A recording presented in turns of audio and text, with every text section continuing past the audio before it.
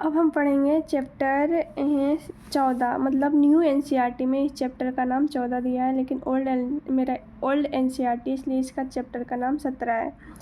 तो चैप्टर जो 17 है उसमें जो चैप्टर का नाम है breathing and exchange of gases. Breathing मतलब होता है श्वास अंदर लेना और बाहर छोड़ना। मतलब श्वास अंदर लेते हैं, जैसे योगा करते हैं तो उस टाइम श्वास अंदर लेते हैं, तो जब श्वास अंदर लेते हैं तो उसको बोला जाता है इंस्पायरेशन। उस चीज़ को बोला जाता है इंस्पायरेशन। और जब श्वास बाहर छोड़ते हैं तो उसको बोला जाता है एक्सपायरेशन। ठीक है, तो ये दोनों मिले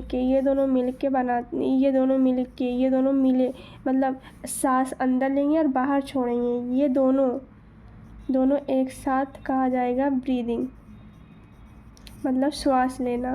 क्योंकि श्वास अंदर ले ली है तो उसको बोला जाता है इंस्पायरेशन, बाहर छोड़ दिए तो एक्सपायरेशन। तो श्वास अंदर और बाहर निकालने की क्रिया को बोला जाता है ब्रीदिंग, श्वास लेना। ब्रीदिंग को इन्हें बोला जाता है रेस्पिरेशन। और एक सेलुलर रेस्पिरेशन होता है। सेलुलर रेस्पिरेशन अलग चीज़ होता है। सेलुलर, यहाँ पे सेलुलर लग गया तो ये सेल के अंदर जो चीज़ें होंगी, एक सेल है, सेल के अंदर जो चीज़ें हो रही है, जैसे कि इसमें जो ग्लूकोज होता है, सेल के अंदर क्या होता है, ग्लूकोज होता है। ग्लूकोज ऑक्सीजन के प्रेजेंस में CO2 और वाटर बनाता है और ATP भी बनाता है, मतलब एनर्जी बनाता है बेसिकली। तो ये जो सेल के अंदर ये चीज़ें जो हो रही है इसको बोला जाता है सेलुलर रेस्पिरेशन। और जो रेस्पिरेशन या ब्रीदिंग दोनों सेम चीज़ ही है। ये जो होता है, जो एयर हम अंदर लेते हैं, एटमॉस्फेरिक एयर को अंदर लेते हैं जिसको इंस्पिरेशन बोलते हैं, फिर जो अंदर की एयर को बाहर निकालते हैं एटमॉस्फेयर में, उसको एक्सपिरेशन कहते हैं। दोनों मिलाकर बोला जाता है ब्रीदिंग या रेस्पिरेशन। और सेलुलर रेस्पिरेशन तो अलग ही चीज़ है, जो सेल के अंदर सेलुलर से आपको समझ में आ रहा है सेल, तो सेलुलर रेस्पिरेशन ये होता है। और एक्सचेंज ऑफ गैसेस, ये तो आपको ब्रीदिंग समझा दी है। Breathing and exchange of gases chapter का नाम है। एक्सचेंज ऑफ गैसेस, इसको आप समझाते हैं। तो exchange of gases in the sense, जैसे कि आप नोज़ के थ्रू एयर लिए, तो एयर जो होता है इसके बाद लंग्स के पास जाता है।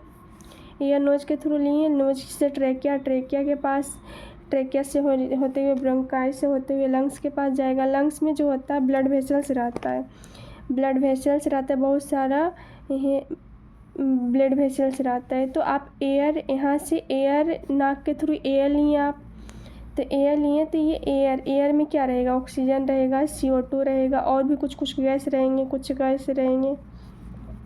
तो मोस्टली जो एयर हम लेते हैं उसमें ऑक्सीजन बहुत ज़्यादा अमाउंट में होता है।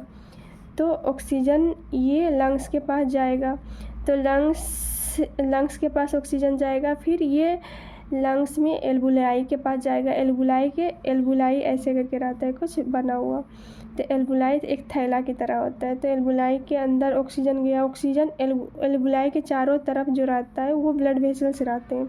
ब्लड वेसल्स को बड़ा कर दिए तो ऐसा दिख रहा है। फिर ये ऑक्सीजन जो एल्वुलाई में था वो ब्लड में चला जाएगा, फिर ये ऑक्सीजन ब्लड में चला गया, फिर ये ऑक्सीजन जो है ब्लड से होते हुए सेल के पास जाएगा, हार्ट से होते हुए सेल के पास जाएगा। अब ये ब्लड वेसल से सेल के अराउंड, तो यहाँ ब्लड के पास ऑक्सीजन है, फिर ये ऑक्सीजन जो चला जाएगा सेल के अंदर चला जाएगा। अब सेल के अंदर चला गया तो सेल के अंदर सेलुलर रेस्पिरेशन हो जाएगा। सेलुलर रेस्पिरेशन में ये होता है ना, ग्लूकोज और O2 मिल के CO2 और वाटर बनाते हैं। तो CO2 तो वेस्ट मटेरियल हो गया सेल के लिए, तो इसको निकालना पड़ेगा सेल से। तब ये सेल जो है ये CO2 को अपने सेल से बाहर निकालेगा और ब्लड वेसल्स में, जो इसके पास जो ब्लड वेसल्स है उसके अंदर डालेगा। अब ये जो CO2 जो ब्लड वेसल्स में डाला गया है वो धीरे धीरे हार्ट के पास जाएगा। हार्ट से ये ब्लड वेसल्स के अंदर ही लंग्स के पास जाएगा। ये ब्लड वेसल्स है जो लंग्स में मौजूद है। अब ये जो ब्लड वेसल्स जो लंग्स में मौजूद है, ये इसमें CO2 है। अब CO2 जो है वो अब CO2 जो ब्लड वेसल्स में था वो अब एल्बुलाई में जाएगा, मतलब लंग्स के पास जाएगा। अब ये जो CO2 इसमें मोस्टली CO2 जा रहा है, ठीक है, इसमें बहुत ज़्यादा CO2 रहता है। तो अब ये CO2 रिच जो CO2 वाला ये एयर है वो बाहर निकलेगा, ये बाहर निकल गया। तो जो बाहर निकला CO2 रिच, जो CO2 रिच एयर जो बाहर निकला, इसको बोला गया इंस्पिरेशन। यहाँ से जो बाहर निकला उसको बोला जाता है एक्सपिरेशन, ठीक है। तो यहाँ पे आप देख रहे हैं गैस का एक्सचेंज जो हो रहा है, एक तो लंग्स और ब्लड वेसल्स के बीच हो रहा है। यहाँ पे देखिए आप, तो ये जो CO2 आया था वो ब्लड में गया था, और जो CO2 जो ब्लड में था वो लंग्स के पास गया और इससे बाहर निकल गया।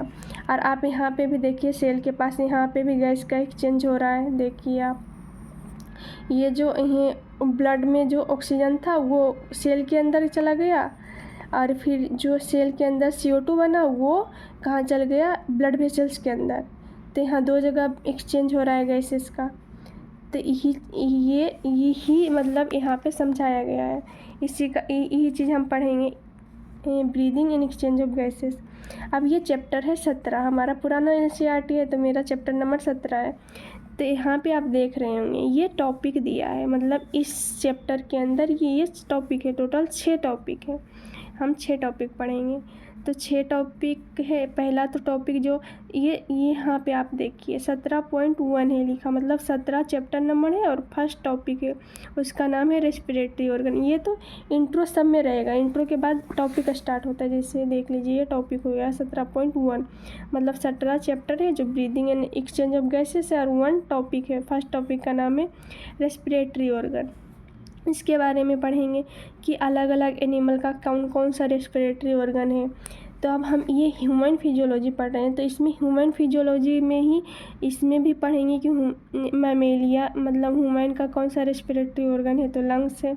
तो अब ह्यूमन रेस्पिरेटरी ऑर्गन यानी लंग्स के बारे में इसी के सब टॉपिक में पढ़ेंगे। आप देखिए सब टॉपिक, इसी के सब टॉपिक में डिटेल में दिया गया है लंग्स के बारे में। आप देखिए, एक मिनट, हाँ देखिए, देखिए आप, इसी का सब टॉपिक है 17.1, मतलब 17 चैप्टर, 17वां चैप्टर, फर्स्ट टॉपिक का सब टॉपिक, फर्स्ट सब टॉपिक जो ह्यूमन रेस्पिरेटरी सिस्टम है, ठीक है। फिर उसके बाद सेकेंड टॉपिक आता है मैकेनिज्म ऑफ ब्रीदिंग। अब हम रेस्पिरेटरी जैसे कि कैसे ब्रीदिंग लेंगे उस ऑर्गन के बारे में पढ़ रहे हैं। फिर उसका मैकेनिज्म क्या है ब्रीदिंग का वो पढ़ेंगे। फिर इसी में ब्रीदिंग का मैकेनिज्म मतलब कि श्वास अंदर लेना और बाहर लेना कैसे हम करते हैं, वो कैसे होता है, ये सब पढ़ेंगे। तो इसी में एक और सब टॉपिक रहेगा। आप देखिए इसमें 17.2 मतलब 17वां चैप्टर है और सेकेंड टॉपिक है मैकेनिज्म ऑफ ब्रीदिंग। इसमें इंस्पिरेशन और एक्सपिरेशन के बारे में पढ़ेंगे, इसके बारे में कैसे होता है इसके बारे में पढ़ेंगे। फिर इसी के अंदर एक सब टॉपिक रहता है, वो है देखिए 17.2.1 फर्स्ट, मतलब इसी के अंदर मैकेनिज्म ऑफ ब्रीदिंग के अंदर ही एक सब टॉपिक है रेस्पिरेटरी वॉल्यूम एंड कैपेसिटी। क्यों इसी के अंदर सब टॉपिक है, क्योंकि आप श्वास अंदर ले रहे हैं, तो अंदर लेंगे तो लंग्स का वॉल्यूम बढ़ेगा, लंग्स का वॉल्यूम बढ़ रहा है तो रेस्पिरेटरी फिर कितना अंदर श्वास ले सकती हैं आप, कितना बाहर छोड़ेंगे, उसके बाद कितना बचेगा, ये सब पढ़ रहे हैं, इसलिए सब टॉपिक हुआ। फिर उसके बाद थर्ड जो है एक्सचेंज ऑफ गैसेस, आपको हम थर्ड जो टॉपिक है वो एक्सचेंज ऑफ गैसेस है। आपको हम बताए थे ना एक्सचेंज ऑफ गैसेस 2 जगह होता है, एक तो पहले यहाँ पे होता है लंग्स और एल्बुलाई, लंग्स और ब्लड वेसल्स के बीच, और दूसरा होता है ब्लड वेसल्स और सेल के बीच। तो ही हम आगे करके ही पढ़ेंगे। देखिए ये वाला जो थर्ड टॉपिक है NCERT में एक्सचेंज ऑफ गैसेस, इसी में आप देखिए ये डायग्राम में वही बनाया गया है। ये एल्बुलाई है, ये ब्लड वेसल्स के बीच गैस का एक्सचेंज हो रहा है पहला, और सेकेंड जो हो रहा है ब्लड वेसल्स और सेल के बीच एक्सचेंज हो रहा है। तो इसके बारे में पढ़ेंगे, इसके अंदर कोई सब टॉपिक नहीं है। फिर अब चौथा जो टॉपिक है मतलब फोर्थ टॉपिक जो है ट्रांसपोर्ट ऑफ गैस। आप इन्हें जैसे कि आप देखें तो आप देखिए यहाँ पे तो गैस का ट्रांसफ़र हो गया, तो अब ये गैस सेल के पास कैसे जाएगा, यहाँ तक कैसे आएगा, तो उसके बारे में पढ़ेंगे। ऑक्सीजन कैसे, ऑक्सीजन यहाँ से होते हुए सेल तक कैसे जाएगा, और CO2 सेल से निकलते हुए लंग्स के पास कैसे जाएगा, इसके बारे में पढ़ेंगे अगला टॉपिक में। मतलब transport of gas, transport of gas में दो गैस का ट्रांसपोर्ट देखेंगे, एक तो O2 और एक CO2। तो ट्रांसपोर्ट ऑफ गैस ये चौथा टॉपिक है, इसी के अंदर सब टॉपिक है। फर्स्ट सब टॉपिक है ट्रांसपोर्ट ऑफ ऑक्सीजन, फिर सेकेंड सब टॉपिक जो है वो ट्रांसपोर्ट ऑफ कार्बन डाइऑक्साइड है, ठीक है। ये पढ़ेंगे कि ये पढ़ लेंगे। उसके बाद फिफ्थ जो टॉपिक है वो रेगुलेशन ऑफ रेस्पिरेशन है। रेगुलेशन ऑफ रेस्पिरेशन ये वाला पाँचवा टॉपिक जो है रेगुलेशन ऑफ रेस्पिरेशन है। मतलब रेस्पिरेशन को कैसे रेगुलेट करते हैं, क्यों रेस्पिरेशन ये 12 से लेके 16 ब्रीदिंग रेट इतना ही क्यों होता है, इससे ज़्यादा क्यों नहीं होता है, उसको कौन इसको आगे नहीं बढ़ने देता, ये सब पढ़ेंगे। फिर एक लास्ट टॉपिक है डिसऑर्डर ऑफ रेस्पिरेटरी सिस्टम। तो डिसऑर्डर ऑफ रेस्पिरेटरी सिस्टम पढ़ेंगे। डिसऑर्डर ऑफ छठा जो टॉपिक है वो डिसऑर्डर ऑफ रेस्पिरेटरी सिस्टम है, जिसमें डिजीज जो रेस्पिरेटरी सिस्टम से रिलेटेड है वो पढ़ेंगे। पहला अस्थमा पढ़ेंगे, एम्फाइसेमा पढ़ेंगे, और इन्हें ऑक्यूपेशनल रेस्पिरेटरी डिसऑर्डर पढ़ेंगे। फिर उसके बाद समरी भी पढ़ेंगे, क्योंकि समरी से भी क्वेश्चन बनता है। कुछ 1-2 पॉइंट ऐसे भी होते हैं जो चैप्टर के अंदर नहीं दिया रहता है, इसलिए ये पढ़ेंगे। फिर कुछ एक्सरसाइज भी देख लेंगे, जैसे कि NCERT में जो MCQ रहता है वो डायरेक्ट नीट में पूछा जाता है, जैसे ये MCQ डायरेक्ट नीट में बन सकता है। और कुछ ऐसे मोस्टली तो क्वेश्चन आपसे बन जाएंगे मोस्टली, लेकिन कुछ ऐसे क्वेश्चन होते हैं जो चैप्टर के, जैसे कि ये क्वेश्चन हैं जो अंदर उतना डिस्क्राइब नहीं किया गया है, आपको इसको जानना पड़ेगा, क्योंकि अंदर इसके बारे में नहीं बताया गया है, लेकिन NCERT में दिया है, तो इसका आंसर भी जानना पड़ेगा और ये क्वेश्चन भी बन सकता है, इसलिए ये सभी पढ़ना होता है। एक बार देख लेना होता है, मतलब देख लेना होता है कि कितना बन सकता है, क्या हम पढ़ें और क्या नहीं पढ़ें, ठीक है।